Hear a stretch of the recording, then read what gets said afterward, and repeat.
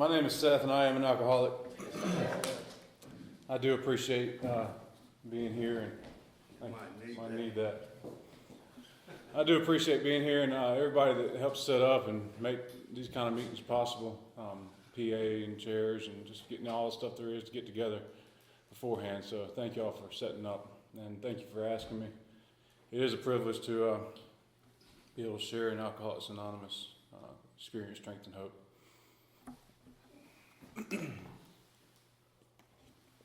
I did have a detox commitment tonight, which I love doing on Thursday night. And part of the reason why is sometimes, for no reason at all, my life would be going pretty good. I'd be sailing pretty smooth.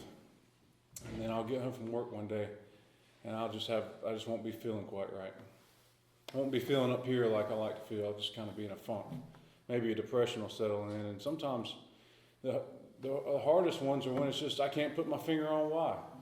I don't know why. I just start feeling down, and I just sit down on the couch at home, and I feel like I'm just sinking into the couch. It's that kind of thing that's just heavy on you. You just don't want to get up, don't want to talk to anybody, feel shut off.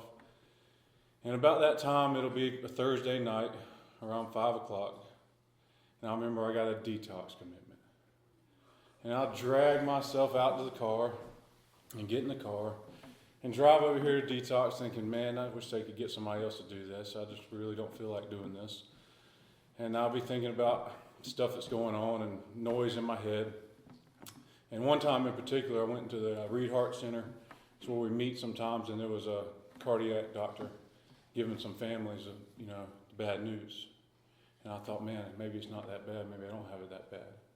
And then I'll get up to detox and share with some guys just like me, or women just like me that have gotten to a state of their life that's unrecognizable, and they'll get a glimmer of hope maybe. But I'll feel lifted up after that experience. And I'll get out of that place, and we'll say our goodbyes, and I'll get out in my car, and I get in the car, and I grab a hold of that steering wheel and say, man, you hit the jackpot. Your life is good. And I'll be completely out of that funk that I was in before. Thank God for commitments in Alcoholics Anonymous. Thank God for groups like this that have a commitment to treatment facilities and detoxes and different places like that, because that's how I got my foot in the door over there. So thank you. I do have a sponsor. I did work through the steps. I do have other commitments, Moore County Jail, Samaritan Colony, and those are probably things that keep me going. I also attend 4 to 5 meetings a week, sponsor a few guys actively in the steps right now, and I'm a guy that I went after alcohol like a hog, and I got to go after AA like a hog. I got to do it 100%. So I'm supposed to tell you in a general way what it was like, what happened, and what it's like now. And I knew you had an out-of-town speaker coming, so you automatically think, man, you got big shoes to fill. I'm nervous just like any of y'all would be if y'all were standing up here, just to let you know. But I grew up right down here in Carthage. I had a good family, good upbringing. Family provided everything I needed. I moved around a lot growing up as a kid. Dad was in construction, so every time he'd get done with a construction job, we'd move to a different state. But the home base was always North Carolina and over in Carthage. That's where the family's from. And I ended up going to Union Pines for all 4 years of my high school. And you would think, man, this guy's got a kind of a good model life, just coming on along, doing okay, not getting in any trouble. I really enjoyed playing baseball when I was in high school. And when we'd have a baseball game Friday night, we'd all get out on the left field line, everybody on the team, and warm up. And we'd stretch our arms out in lines, and then we'd stretch over our shoulders, and we'd do all kinds of stretches. Then we'd pick us a partner to do some toss with, warm our arms up. And we'd stretch it all out long, and we'd come back in short. And then right before the game was to start, I didn't even know what we were doing, but we'd all get in a big circle, every player on the team, and we'd kneel down on one knee. And we'd say the Lord's Prayer. And we'd get up, and everybody in unison would say, 1, 2, 3, Vikings. And I felt a part of something bigger than I was. I felt unified with the people around me. I felt at home. I felt at peace. And looking back on it, that's probably when I felt the most unified, the most at ease, the most comfortable of my entire childhood, when I felt unified with that group going in a single purpose. Everybody on that team rowing that boat the same way, trying to beat the other team. And for the next decade, I'd look high and low to try to fill that same hole that experience will fill. Through every material thing, through every kind of relationship you can think of, any kind of job I could get, any amount of money you can make, I'd try to fill that void and get back to what I found in that state of unity, that state that Dr. Young talked about, equivalent on a low level of a spiritual yearning for unity. That's what he thought alcoholism was in Roland. And that's what I was looking for. I didn't know it though. But I felt that through my late teens on the baseball field at Union Pines. So, other than just having that fundamental feeling that there was something missing that I hear a lot about in Alcoholics Anonymous, something inside of me missing, I watched the people that I grew up with, a lot of my good friends in high school, seemed like they were getting along good. You were real popular if you had friends at Union Pines and friends at Pinecrest. Man, you were set up. You had friends at both high schools, and you knew guys and girls from both high schools. You were on the top of the rung. And I saw some of my buddies, and they had a fleet of people over there, and they had a fleet of people at Union Pines, and I just thought, man, how do they do that? They just look so comfortable engaging with society and engaging with other people they don't know and introducing themselves. I just thought, that's cool, man. I wish I could do that. But I wasn't too good at socializing, especially when it came to girls or trying to get a girlfriend. I just had no idea of how to make the approach. I guess I didn't have the confidence or whatever. I just didn't know how to make the approach. Wanted to make the approach. Would see an attractive lady, and I'd think about something I could say, but right before I'd go to introduce myself, I'd get so nervous. I'd just say, hey, I'm Seth, and I'll see you later. just couldn't think of the next thing to say. I'd get tongue twisted, mouth dry up. So I was stumbling along in high school, doing okay, you might say. And I don't know if y'all have ever had just that social anxiety in big groups of people. Now, I went to Union Pines. There was 1,200 people there when I graduated. And I applied to several colleges through my parents pushing to go to a college, and I ended up at NC State. And I tell you what, going from 1,200 people to 29,000, if I felt uncomfortable there, you can only imagine how uncomfortable I felt in Raleigh. I felt completely shut off, y'all. And those feelings of anxiety and social anxiety, social fear, were magnified 100%. From the first day up there when my parents drove me up there and dropped me off at the dorms, I said, man, I don't know if I like this too much. And I was trying to get introduced to my roommate. I had a weird roommate I drew from the potluck thing where you get a roommate, and it was strange. And so when I'd go to class, and my first couple of years of school, I'd just shoot right back home. All my friends engaging in the college life, joining fraternities, doing a bunch of drinking, getting lit up. I didn't want any part of it. I had seen alcoholism as a kid. I had seen the dishonesty in a family. I had seen a family almost torn apart. I had seen them on the edge of divorce on multiple occasions, and just fierce resentment that alcoholism and just the dishonesty brought into a family life. And I just said, I don't want anything to do with it. So, up until 20 years old, I had never felt the effect produced by alcohol. I'd maybe taken a sip off a beer here and there, but I'd never felt the effect produced by alcohol. And those guys that I went to high school with, some of them were NC State, some were at Carolina, and they were all partying. They said, Seth, you're just missing the whole thing, man. You just like a little baby. You go home every Friday night, back to your parents' house, spend the weekend there, come back Monday, go to classes, and go home and repeat. You're just missing the whole thing. And it was working kind of nice for me. I liked it. I didn't mind it. I just thought that was kind of normal, and I had kind of become accustomed to it. And they said, Seth, you're missing the whole experience. We know you don't drink, but we're having a party over in Bushman Pines. Somebody's parents are out of town tonight, You got to come over and check it out. And they just wouldn't let me go. They just said, come on over, check it out. Come on over, check it out. We're not going to let you live this one down if you don't. Well, I finally gave in. I was already at home that weekend anyway, and they had said, you can stay the night here.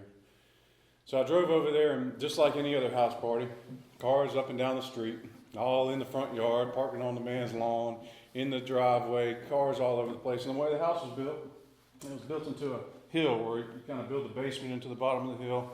Upstairs is a deck up here, pool tables inside, sliding glass doors, floodlights coming off the back of the house. And as I walked around the side, I saw 60 or 80 people just spread out across this backyard. Some were smoking, some were drinking. There was a bunch of laughing and carrying on going on.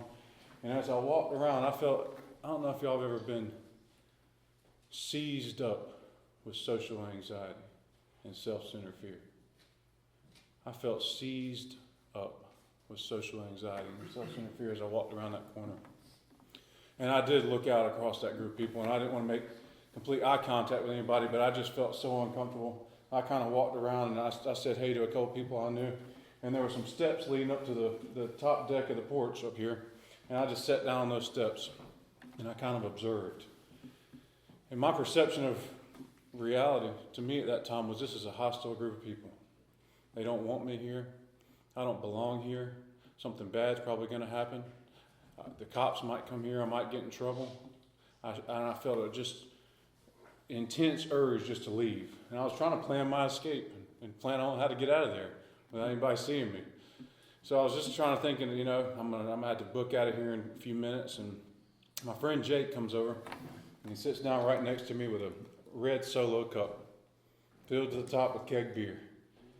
And he says, Seth, I can tell you're getting ready to leave out of here, man. I can tell you're just uncomfortable. And, man, just take a drink of it. Just drink this thing down and just hang out for a minute. You can spend the night here. You don't have to drive home. You're not going to get a DUI. There's a room upstairs. Look at all the people here that you can have fun and meet with. Just play a game of pool. Here, drink this down. And that commitment I had made or whatever to not drinking was just paper thin by this time. And I said, what the heck not? It can't feel any worse than I feel right now. Completely shut off. And I took that drink and just like that, I just turned it up. Drank it down just as quick as I could. And y'all, for the first time in my life, I felt the effects produced by alcohol. I felt a warmness from the longest hair on my head down to the bottoms of my feet that is indescribable.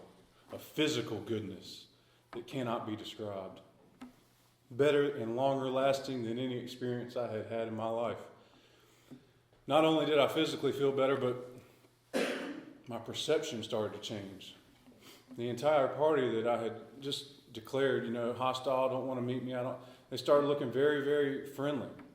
And I started thinking of interesting things I could say. And, that whole making the approach thing, I saw some beautiful girls. And I said, man, I know what to say. I say, hey, my name's Seth. Do you like camping or hiking? Or you ever been kayaking? You want to go sometime? I felt a swagger come in that I had never felt before in my life. I was just rehearsing in my head, and I was just thinking, boy, this is going to be smooth whenever I say it. We will comprehend the word serenity, and we will know peace. And I comprehended the word serenity, and I knew peace. And my fears of financial or economic insecurity left. My fears of other people started to dissolve and go away.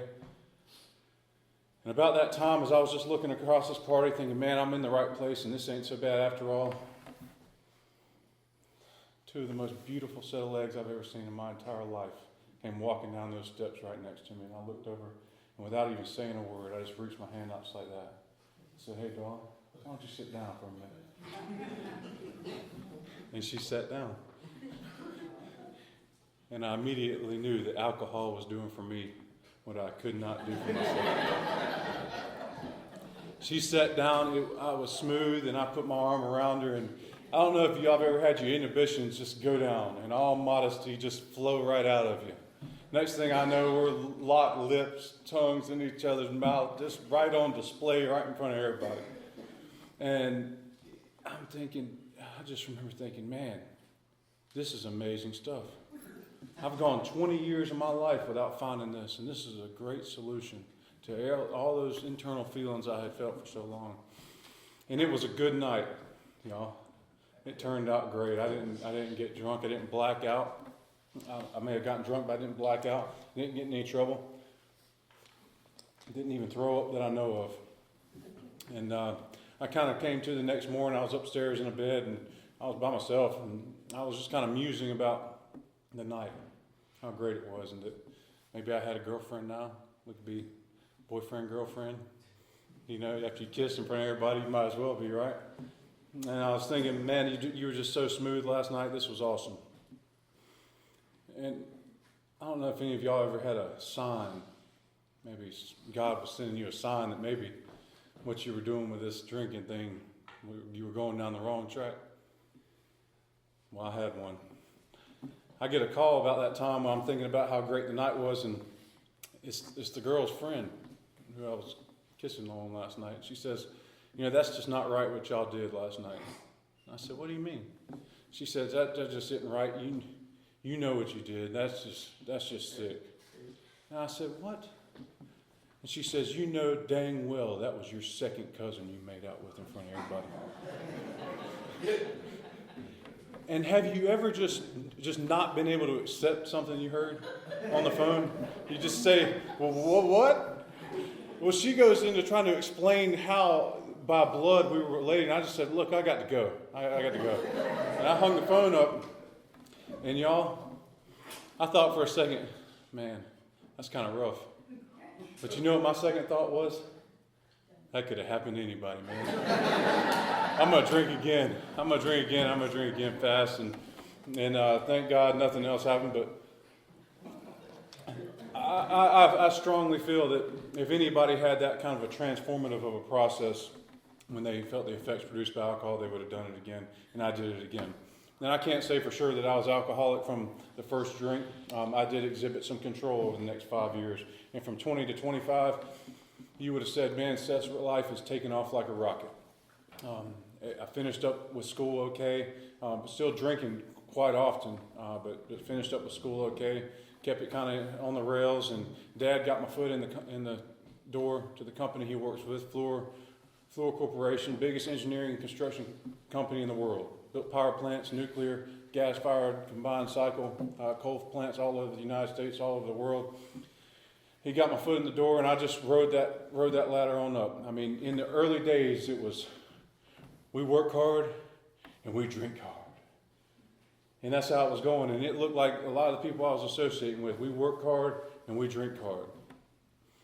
And later on, it was, I work and I drink hard.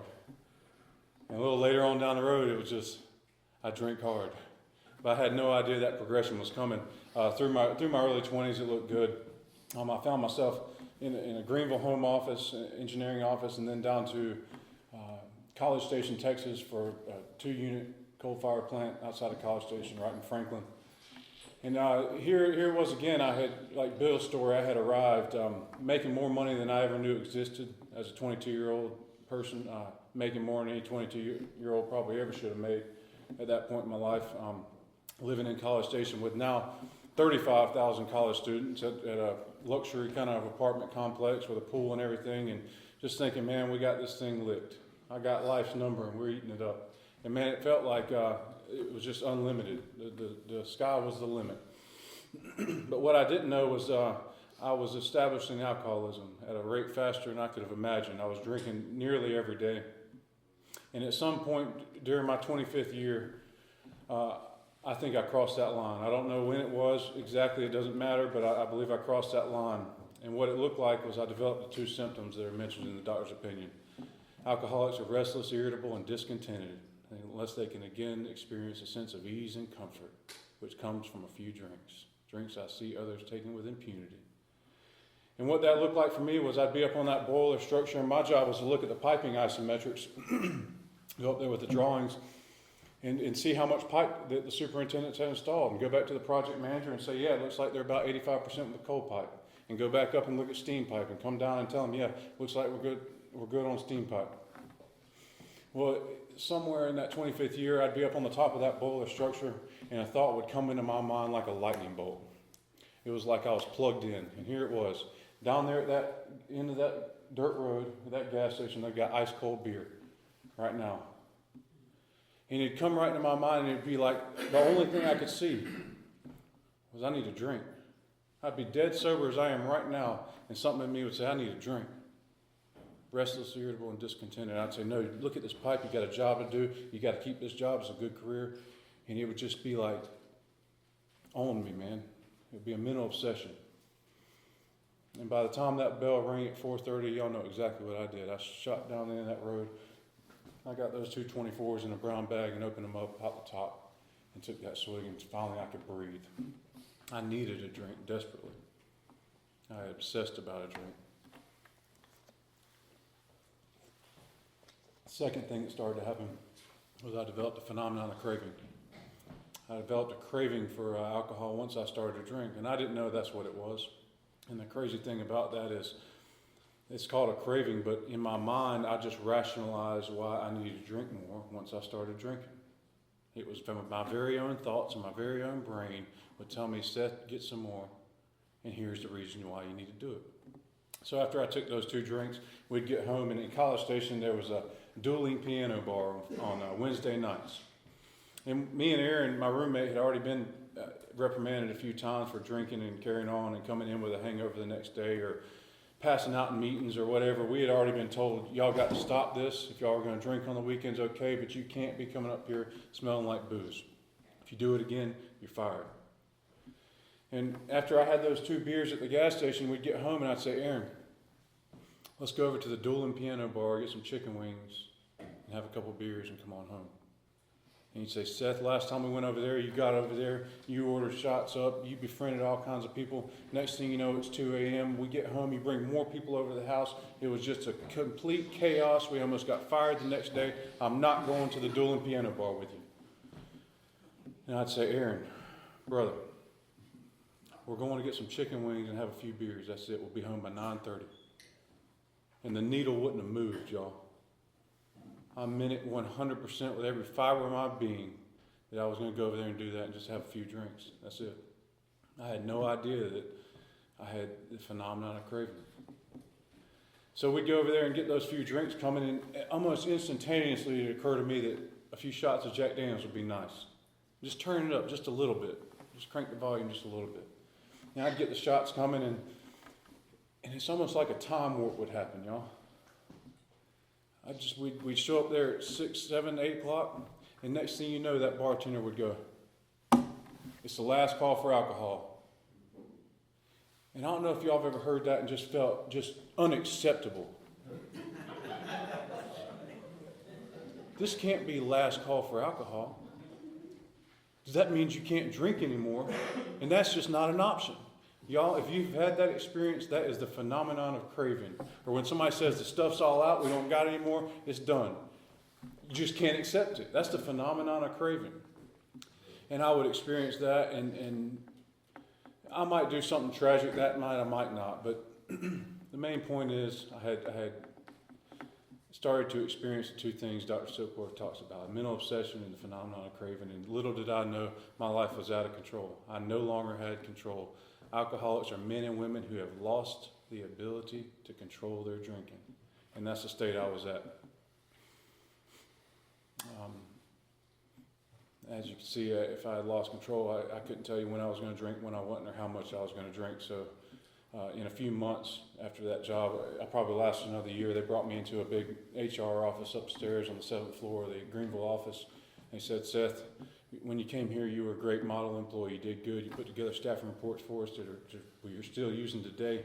You did a great job when you came here. You had a lot of potential, but these last few months, you've fallen off, man. Sometimes you leave for lunch and you don't come back for 3 hours. We don't even know where you went. Sometimes you're showing up an hour and a half late and you don't even call in. We got 2 options for you, Seth. You pick out any treatment facility you want to go to in the nation. We'll let you leave on the Family Medical Leave Act. We'll pay you half your salary while you're gone. We'll pay for the treatment facility. And once you get your stuff straightened out, we don't care what it is, just get it straightened out. You come back into your position like you never left. I said, okay. And they said, number 2 is get the box, take it down to your desk, pack your things in it, and hit the road. And y'all, I knew what they were saying in that first one. I knew what they were saying. They wanted me to give up this solution I had found in drinking and partying and getting lit up. They wanted me to give up probably one of the most important things I had ever laid hold of in my entire life. And I don't know if anybody's ever asked y'all to stop. You almost feel personally attacked. Like, do you know what you're asking me to do here? You know what you're asking me to give up? I almost couldn't conceive of it. I mean, I desperately needed this job. But I couldn't conceive of stopping at that point in my life. So with all the cards on the table and all the risk that there was there to be had, I said, I believe I'll take my chances, and I thank you for everything you've done for me.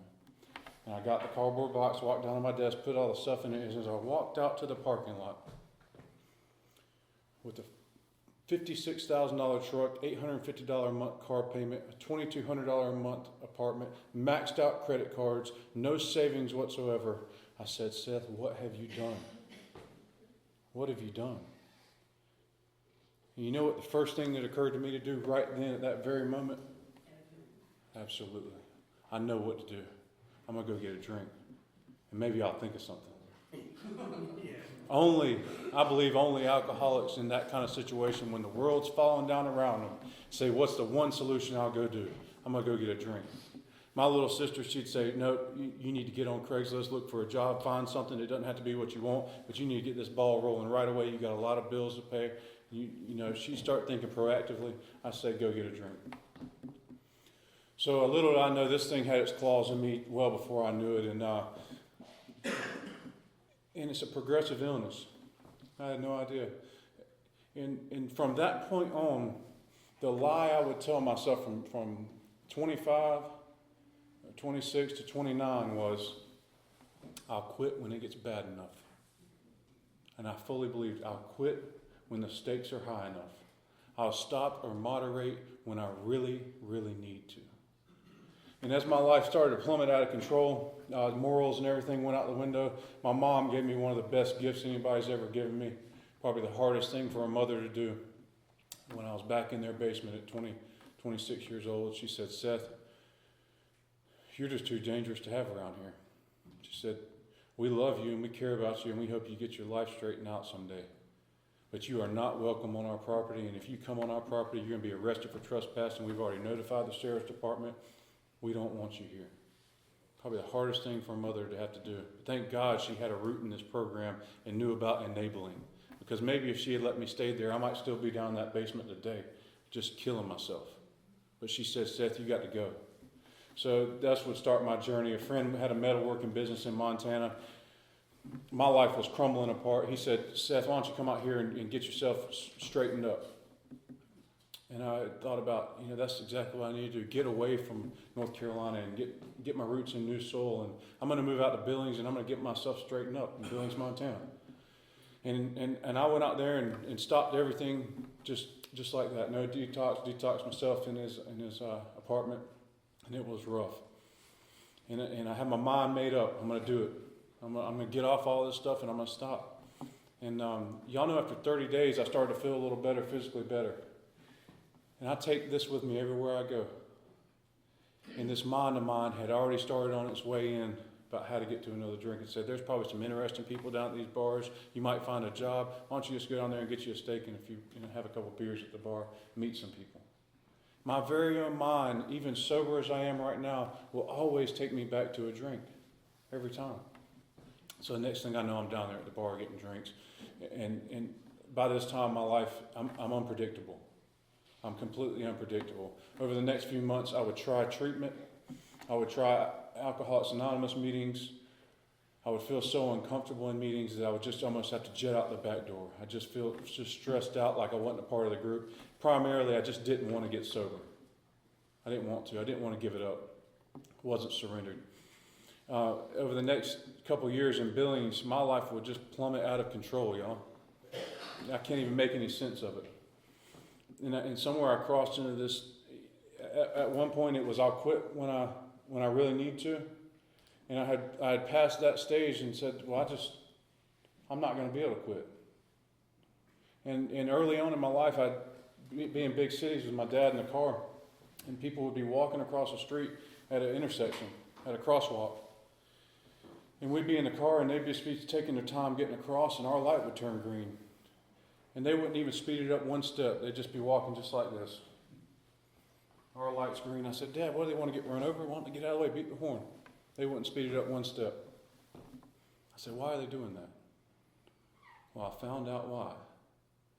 It's because when you walk day and night, and you have no form of transportation, and you've got no home to stay in, and you're just a complete street derelict living off the streets, your feet get so tired and so sore that even if you are going to get run over, you couldn't speed it up if you wanted to. And I had no idea people even lived like that. I didn't know that's what that was. I didn't know that these people that are walking around these big cities, they're in that. For me, I was just caught in alcoholism just to such a great degree that I just thought, I'll never get out of this. The only objective is stay drunk all the time and limit the consequences. That's it. And maybe your heart will stop beating by the time you're 28. And that was kind of my objective, just run it out to the end. And this whole time, I'll say I lost communication with my folks. Probably the roughest thing I'd ever did to them. I just abandoned all communications. I had given up hope altogether. And I would walk the streets out there, but I never stopped loving them.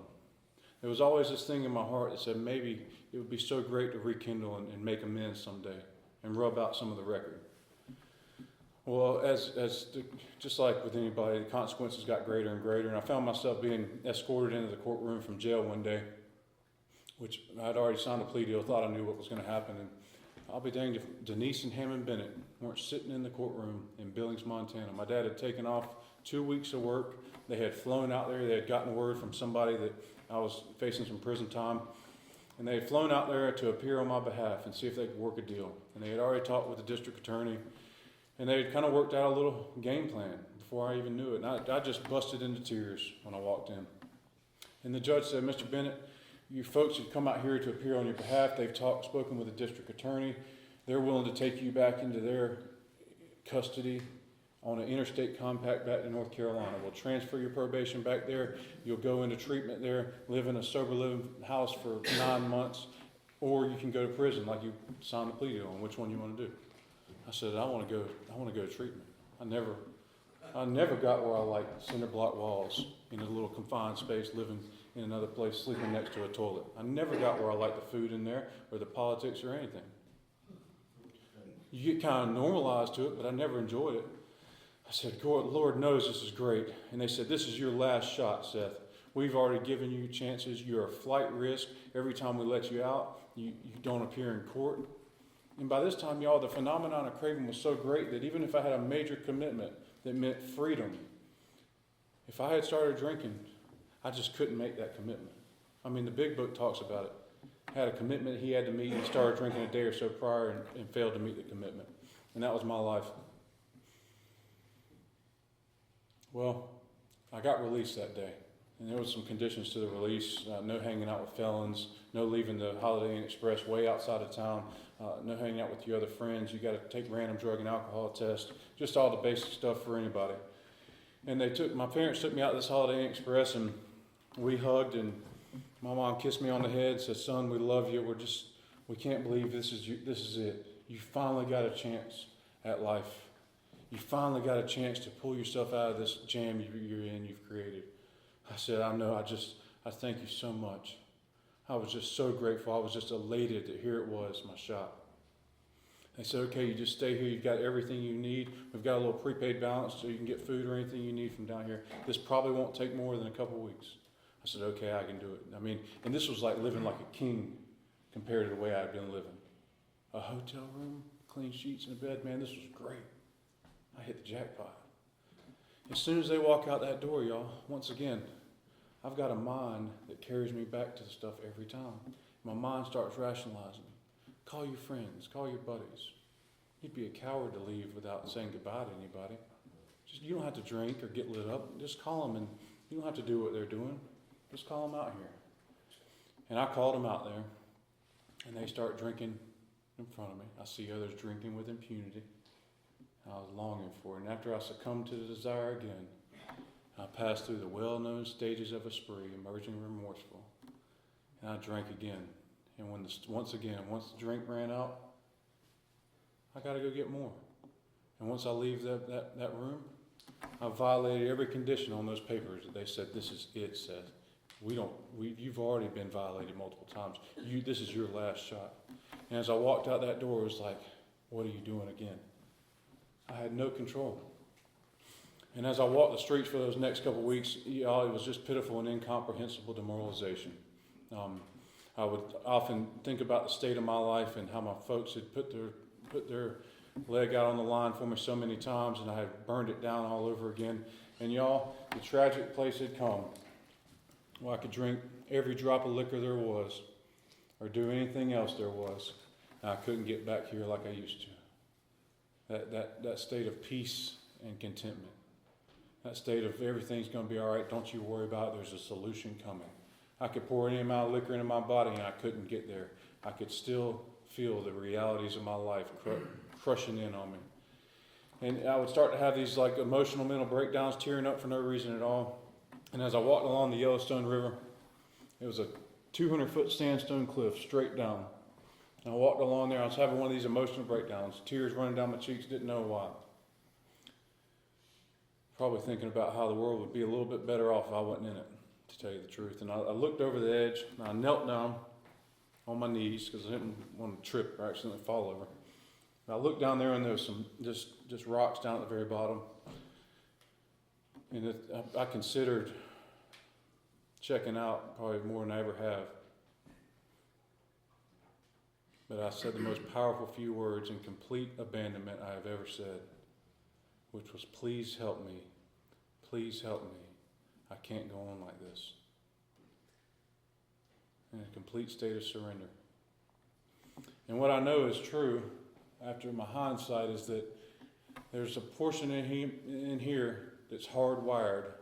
When all the stops are out and my life is in imminent danger, it knows exactly where to reach out for the power. To the creator of the universe. And that's why I reached out to in complete abandonment. I was ready. I needed help. And in 2 weeks, all the stars started to align. And I was driven up to Rockingham to Samaritan Colony. And I walked through the doors up there, a completely broken and surrendered individual. Alcohol had beaten and burned the ego away. There was no more resistance. Beautiful place, a place of absolute peace. The resistance is gone. Tell me what to do, please. I started to hear y'all's stories. My ears were open. I could see the recoveries taking place in the rooms like these through a commitment to the fellowship, a relationship with a power greater than themselves, and a commitment to service. Lives being rebuilt. License back, families back reunited, amends being made, showing up as members in community. I said, maybe if it can work for y'all, it can work for me.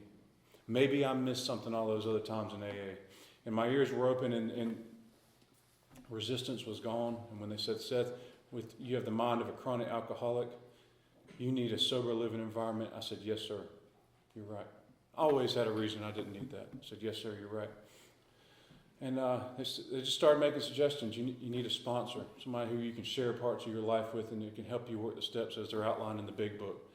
So I got a sponsor when I got out of the Samaritan House. And I remember at a Samaritan Colony, I went to the Samaritan House, y'all. And that first night, I got back there in my twin bed. I was next to Barry. And I pulled those covers up over me. And I just started to cry because I felt so at ease. I felt like something was different. I got in the big book with my sponsor that second week. We read the contents and the forward to the first, second, third, and fourth edition. He closed the book and said, you got any questions? I was thinking to myself, what in the heck did we just read that for? He said, I said, no, I reckon I don't. And I walked out, I didn't have a license, and my dad was up there picking me up from the Wilder building. And as I walked up those steps, I felt, Seth, you're doing something different this time, and you're being thorough about it. And I felt a feeling of, you're on the right track. And my dad said, what'd y'all do? And I said, we read the contents of the book. It was great. He said, all right. And he drove on, dropped me off at the halfway house. He didn't know what to think. He still doesn't understand it. He stopped drinking in '96, just like that. Not an alcoholic. My life started to be transformed, y'all, and I was making mistakes along the way. Making mistakes that I thought several times about just going back to the old way of life about. Driving without a license, getting tickets, making big mistakes. And somehow, through following the suggestions of other people in the rooms that had experiences similar to mine, some of those mistakes got ironed out. And I had a mountain of difficulties, like most people do when they come in here, that I couldn't even see over or see a way through. And my sponsor just says, you just need to keep coming to meetings, do your 90 and 90, work through these steps, and there's a power greater than yourself that's going to find you a solution and help you out with these things that you're worried about. Don't worry about it. And you know what, he was right. And those big health problems, legal problems, relationships in shambles, they started to be rebuilt.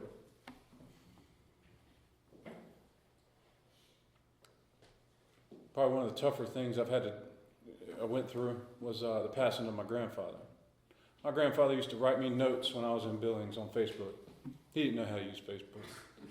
He didn't have any business being on Facebook, but he'd get on there and he'd say, Seth, we believe in you. I know you can do this. I love you. He'd send me these little messages a few times throughout the years. And when I got out of the Samaritan house after 9 months, he had a little mobile home out there on Carthage Road, and he said, why don't you come out here and stay in this place? I said, man, I'd love to. And as I started to I was working for another landscaper, and I started my own landscape business, and he helped me out and gave me a dump truck to use for my landscape business. And me and him were tight, man. We used to go to breakfast and go to Max or Pete's and eat, and go to Midway Grill. We were tight. And he got sick with cancer, and man, he was a soldier. He was over there in his house, and I'd go over and see him, and towards the end, we took care of him a lot. He didn't want to go to hospice or anything like that, so we were taking care of him, and it was probably the toughest thing I've ever had. Man, I have a deep respect for people who do palliative and end-of-life care. But we were doing that, and I didn't know why at the time. Many times I felt, I can't do this. I'm not trained for this. I don't have what it takes to be here and be this person. But I did it anyway. And on September 29th of 2018, I laid down in the bed with him about 9 o'clock at night, and I grabbed his hand. I said, I love you, Papa. He said, I love you too, son. And he squeezed my hand. And I went home, back over to my mobile home, and went to sleep. And about 4 o'clock that morning, my mom called me and said, he passed away last night without any fight or stress or anything at all. And I felt the deepest sense of peace flow over me and say, man, okay, that's all right. And I had always been a person who just fought death. Like, I can't believe they're gone. I can't imagine it. And just an extreme resistance to somebody passing away. But this was different. If you got loved ones, spend time with them. Man, what an experience. Just to be able to just let go and say, that's okay. What an experience. Over the last couple of years, the same normal stuff. I get wrapped around the axle over some financial thing going on or some relationship thing, and I find that the commitments are the things that have saved me. I have a relationship with God, a power greater than myself. I wake up in the morning at 5, I hit my knees, and I say, I sure would appreciate some help today, Father. And I get up, I go into the kitchen, get a cup of coffee, I write a gratitude list, read a devotional literature, text my sponsor, I tell him I did that. And I go back in the back room where there's a chair. And every morning I just sit in that exact same chair. And I close my eyes. And I just start to breathe. And I listen. I'm not talking to God, I'm not praying or anything like that, but for the next 30 or 45 minutes I just listen and sit still. And I wouldn't trade that for anything in life. This program has showed me a path, a way of life, better than anything I ever knew. It has opened me up to a way of spirituality and peace that I thought could only come from drinking. I never knew existed. And the whole reason I'm not out there drinking today or down there at the Beltree or O'Donnell's Pub is because I found what I was looking for in that bottle right here in AA with y'all. And y'all showed me the path. And I know that there ain't a drink or a drug in the world that could increase my life in 1 iota. I got what I was looking for. And a lot of y'all showed me that path. So thank you so much for having me. And God bless you.